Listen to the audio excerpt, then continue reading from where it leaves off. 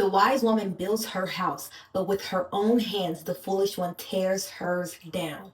Child, let's talk about it. For today's Proverbs challenge, I am speaking specifically to women because we as women can think of a time where we have been the very vessels that God has used to build things in the earth. But I know that we can also think of a time where we were the very ones who destroyed the things that we were called to build. There's a word that I always would say, and it's that you can't build a house from the roof down. You have to start with a solid foundation. That solid foundation is and will always be God. That solid foundation will always be your faith as a woman of God. And there have been times where we as women have been the very cause of us falling short. And we've used our very own lack, our very own insecurities, our very own inability to follow the path that God has laid before us, which has ultimately caused us to tear down, destroy, demolish, deconstruct the very homes that we were called to build. It's so easy to destroy things that were not built with God in mind. I think that we could also look at this from a literal sense. Many of us as women are called to be wives, we're called to be mothers, we're called to nurture our communities. And if we are not being led